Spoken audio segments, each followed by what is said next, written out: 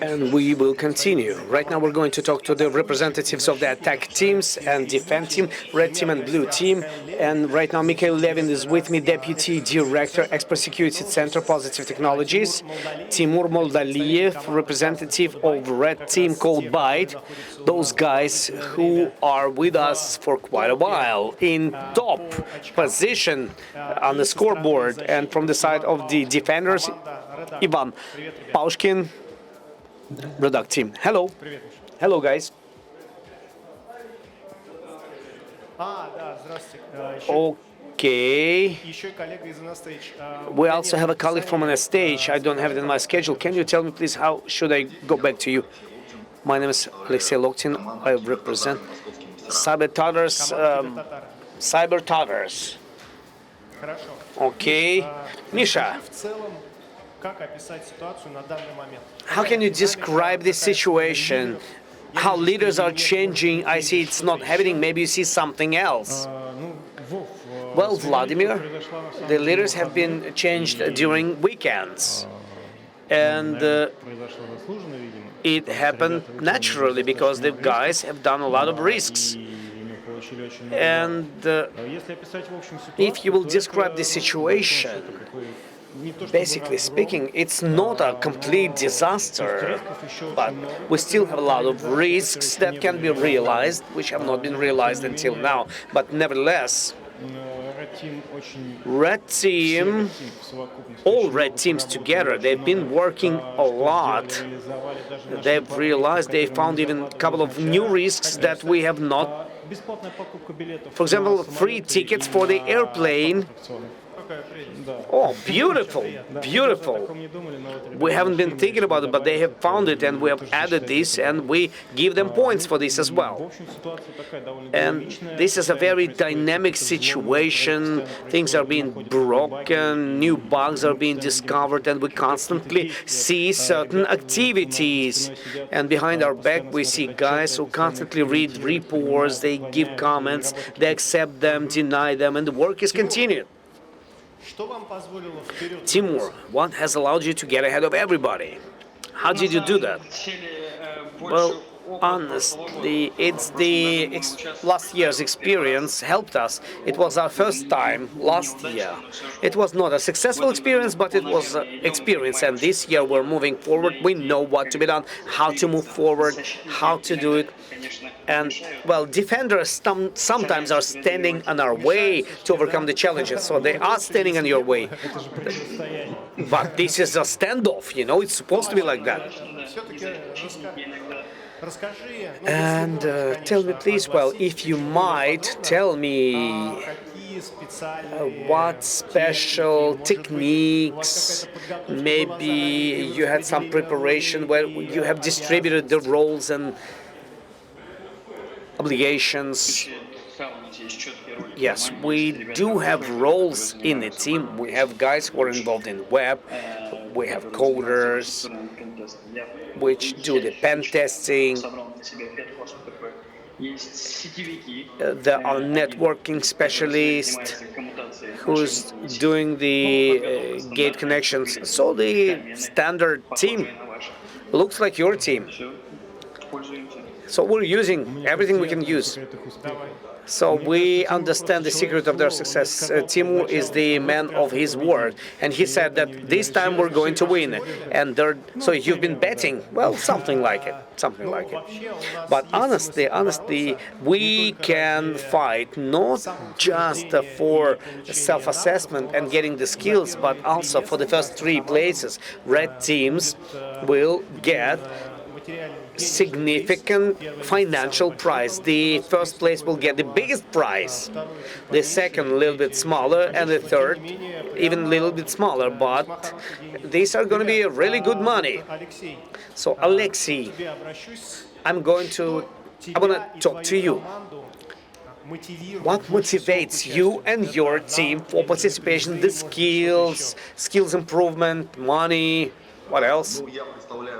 Well, I represent the defense team, so we are not going to get any money as a winning team, but we are being motivated by getting new skills and the possibility of fighting against professionals who stand against us from the red side.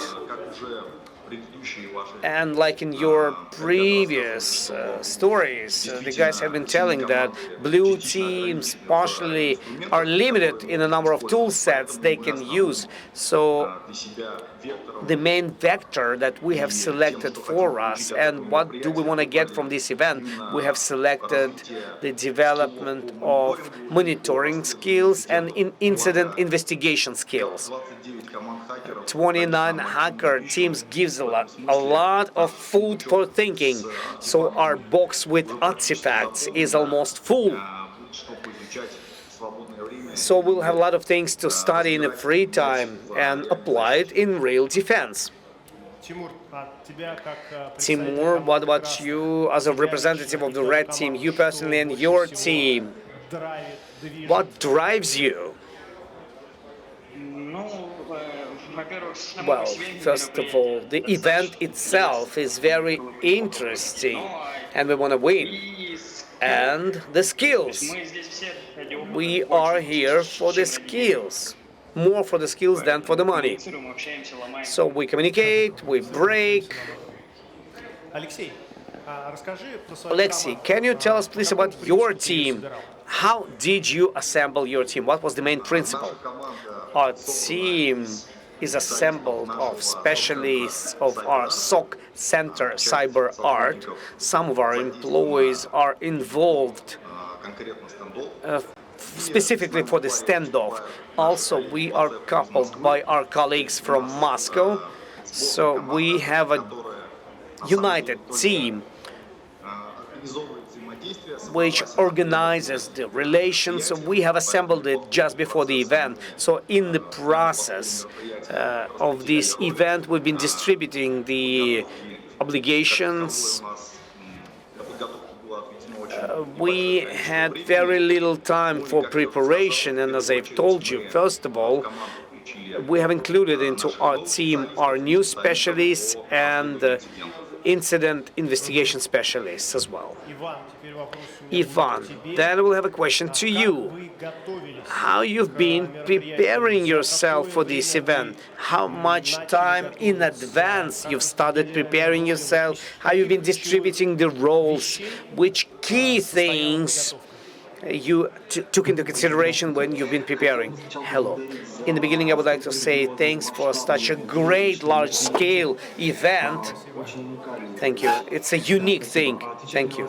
And answering your question, I would like to tell you that we started preparing ourselves almost 2 weeks before the event, because we made the decision that we want to participate. We participated in this event a long time ago.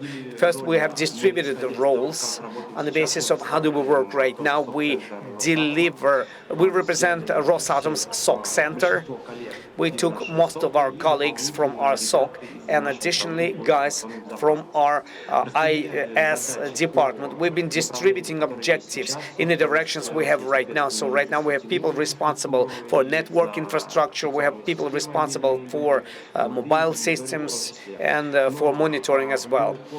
Also, alongside the event, all the obligations have been distributed because we have non-stop flow of reports, because the monitoring is the eyes. We are looking at the screens without losing the attention. Are you sleeping, Ivan? Are you sleeping? Last night, well, I've slept 4 hours, and this is too much. This is a lot. I even had time to shave because my beard started scratching, itching. So this is a non-stop event yesterday. I've remembered that I have to eat at 10 p.m. And you like it all. And you're saying thanks for this to us.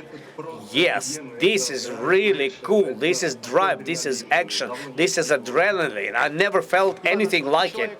How many people do you have in your team? In my team, we have constantly participating 8 people, and we have some temporarily 5 people joining us from time to time.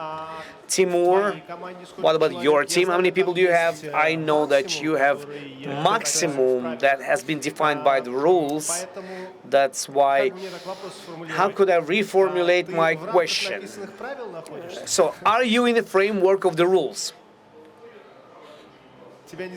We cannot hear you. 6 people according to the rules, so we're following the rules. Following the rules. He said and smiled into the camera.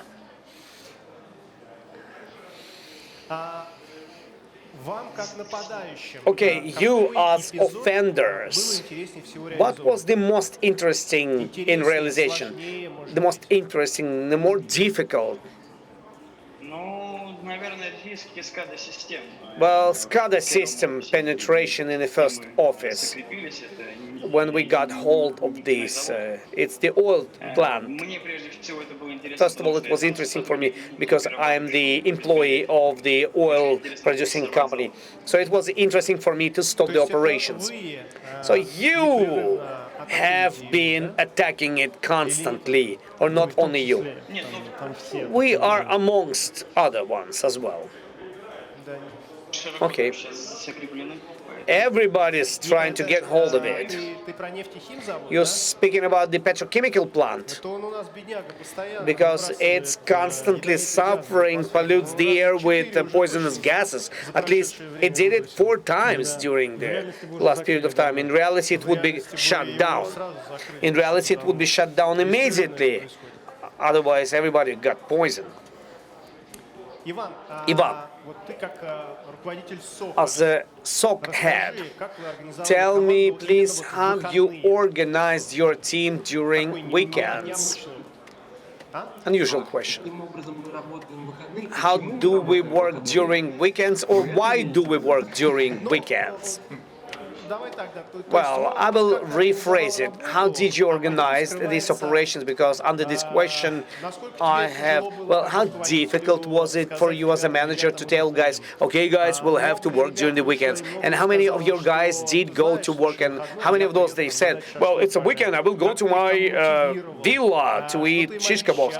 What did you promise them? How did you motivate them? How did you make them working during the weekend? Because the weekends for the SOC, it's the weekend time, even though it has to work 24/7.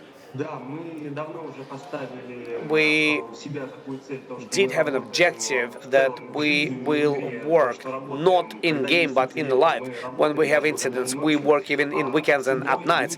But about the game, I didn't ask anybody to come during the weekends or in the night. Everybody is sitting when they want. They've slept a little bit and they come back, irrespectively to do they have work or they don't have work. They put it aside, and right now we are playing, defending, and then we'll do everything else. Well, your guys, how do they perceive it? Do they perceive it as a game, or do they perceive it as a practical exercise? What is their mindset? I assume that they perceive it as a real-life situation, because this is our skills, this is our knowledge, this is our work. And if we cannot defend infrastructure in a game, how can we defend it in real life? So everybody's approaching it responsibly. Alexei, tell us please about your tool set. What do you use to be able to see, to fix whatever happens around you? Speaking about the tools, I think all the defense teams have similar tool set. We, from our side, have not been bringing anything additionally to the tool set given to us by the organizers. And this is application firewall, this is CM systems where the logs are being collected, which are being monitored constantly. This is network gateways, firewalls, and that's it. So it's a very limited set of tools. And coming back to the question about organization of the process, I would like to say that we had people queuing into our team, and we determined that only 8 people will work and several backup people will be involved in this project. There was even a competition to get in the teams. The final guys, they were dropping bets, and during weekends, compared to Kazan, where they have snow, we had real hot period of time. And not only the team members, we came to the workplace during their weekends, everybody who were interested. They were able to come to this event, to look at the cyber model, to participate in it. They are really interested in this event. Everybody's interested, all the way to the security guys, even your security guys. Okay, are you cyber fighting? They say, drinking the tea. Yeah. Have you been broken or not? Misha, can you tell me, please, how you've been preparing yourself for the event? You've been giving the objectives for the attackers, for the defenders, and how much time in advance did you give to the blue team and to the red team? Well, the classical scheme was since the first year. They started preparing themselves since the beginning. Well, they do it differently. Some people do it 2 weeks in advance, some do it a week in advance, 2 weeks in advance. Like a couple of our teams have got included 1 week before the beginning of the competition. But we give time for the defenders because they should install the means of defense. But everybody does it themselves. Yes, with our support, but it's done on a centralized with our support. But of course, this is their tool cell. They prepare it, and we cannot help them. Attackers, they are getting connected and fighting straight in the moment. They have only a small briefing where we tell them which technologies will be used, what should be expected, and give them answers to organizational questions. So you knew nothing about how it's going to work, what's going to be the objectives, what's going to be the city. No, to us it was a black box. We had an approximate understanding of the polygon, and that's it. And we've been studying alongside breaking it after the opening. And how much time did it take for understanding the infrastructure and understanding from... So here is the first facility, and let's try to break in. 12 hours. No. Honestly, the first office we broke in very fast, but we have assessed our powers, and we were kicked out very fast. It was bank's office. So who kicked you out? Defenders? Yes, defenders. No attackers have entered it by that time. So in total 12 hours to get hold on, and several hours to begin the first attack. Yes. Misha, looking at what is happening, after which period of time you could see the attacks, and how much time attackers had for investigation of the infrastructure? They've started immediately. The first reports came to us in the first 30 minutes after the beginning. These were first bug bounty reports, and the first break-in to oil company happened within few hours. First 4 hours, I think, even less than 3, because we've been agreeing about the report because these are rules of the game. But nevertheless, the hack happened very fast at the early stage. These were you or not? No, it wasn't them. No, it wasn't us. But what I like in Timur's world, and I like it about Timur, that number of teams, they are starting understanding that they have to be smarter, and it gives them certain success. Like in reality. Alexei, what about you? Do you think, does it look like real life, or there's a big element of gaming artificiality? Well, Two things I can tell you in answering this question. The first one, from the point of view of approximation to reality. The admins of existing systems could get Fs and be fired because the infrastructure, in the condition we received it in, it wouldn't stand any criticism, and we wanted to bring even elementary order. And during the event, well, this is as for the admin part. As for the modeling of business processes, as for checking on the availability of the infrastructure, very important parameters that you closely follow, and we are trying not to violate it. Business processes are kept on a high level. We have 97% availability for the availability of the infrastructure. That's from one side. And from the other side, as in real life, we have constant mismatches in certain situations, like between the services. During the weekends, we had a service for HR departments, which was published in the internet without any defense. It was model situation, which might happen in real life due to disagreements between the departments. But after the inventory of the infrastructure, we have discovered the service, we have defended it. So you are modeling real life, real business processes and real bugs which might happen in real life. So from this point of view, everything is very close to reality. Timur, right now you receive a lot of new skills. These attacking skills, why do you need them? I'm always following the position that it's impossible to defend yourselves if you don't know how to attack. What do you mean by that?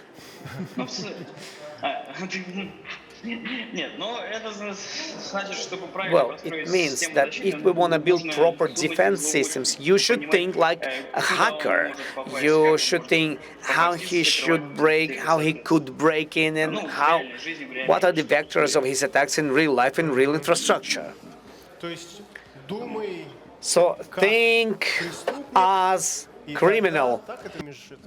That's how it works.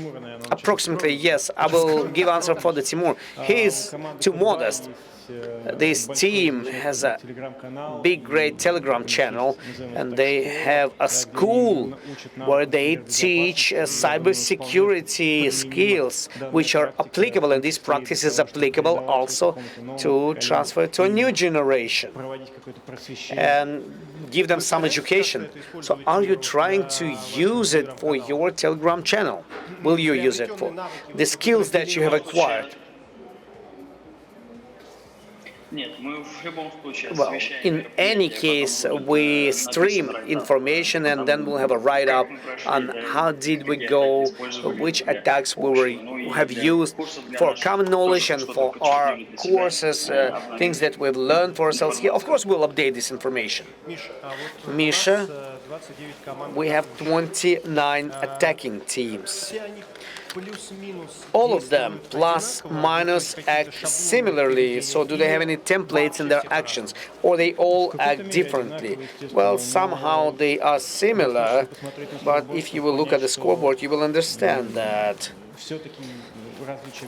there are big differences. Speaking about the first dozen, they've been realizing risks. They found a lot of bugs, and they've been working very actively.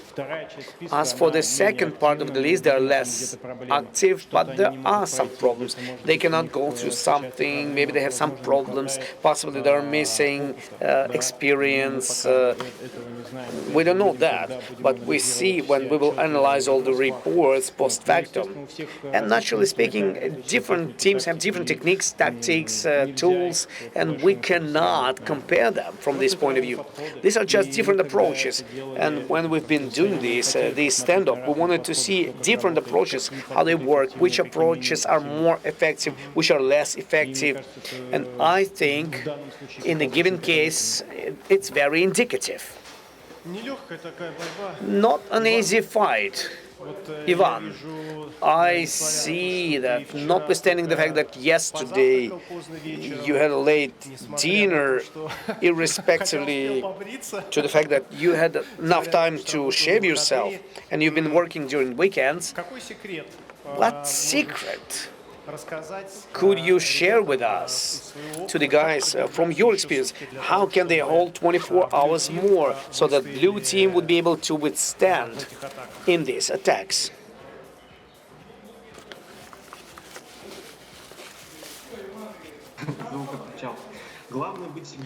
Most importantly is to be interested in what you do, in your objectives, and don't lose enthusiasm.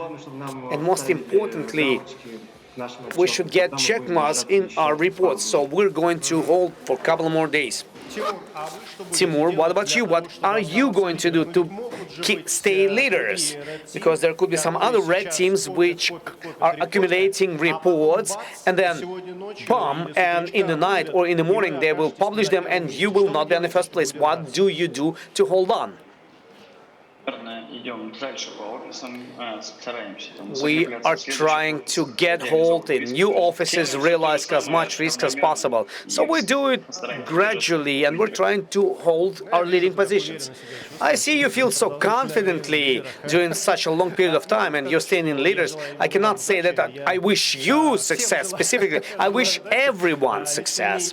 And personally, I'm interested in the unpredictability of this result and the change of leaders, because this gives dynamics and realisticity to what happens in our fight. Thank you very much, guys, for coming and sharing your experience, telling your emotions and impressions. And I wish you to hold 24 hours more and then celebrate your achievements and share the experience that you will get with your teams and other experts. Thank you very much. Thank you. Thank you.